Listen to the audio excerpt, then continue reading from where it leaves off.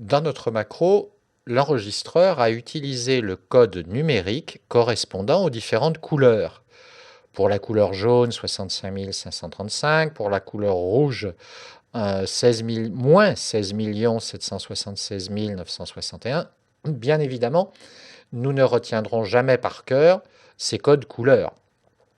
Donc une première solution lorsque vous désirez développer vous-même votre propre code ou modifier le code existant, ce serait de demander à l'enregistreur automatique de macro de refaire l'opération et de choisir dans la palette de couleurs d'Excel la bonne couleur. Vous verrez ainsi se découvrir le code numérique à l'intérieur de votre macro. Une autre solution consisterait à appeler des constantes préprogrammées à l'intérieur de Visual Basic.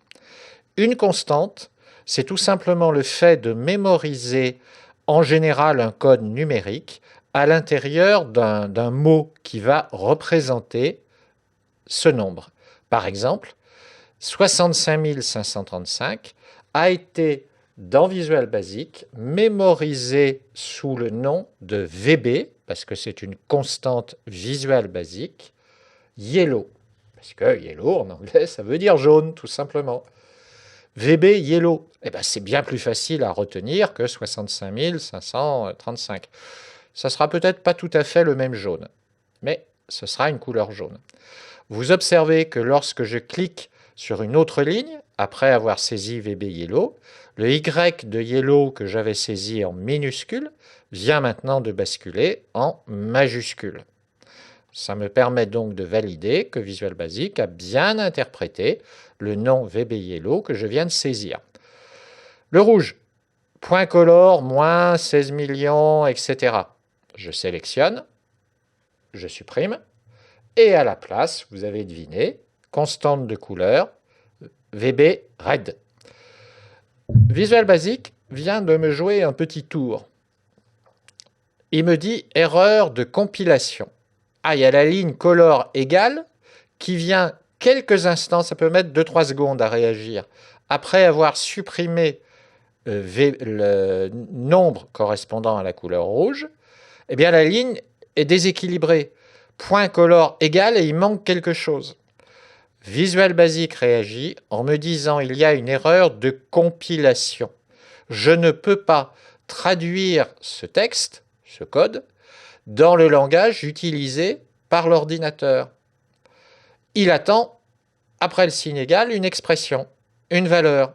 Donc, soit une valeur absolue, le nombre moins 16 millions, soit une formule de calcul, soit une constante.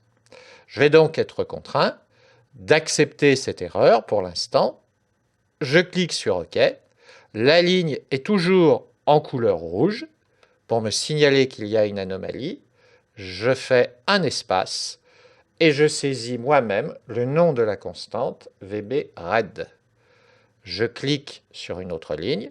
Le R de Red devient maintenant une lettre majuscule pour me montrer que ma saisie a été correctement interprétée. Il n'y a pas de faute de frappe.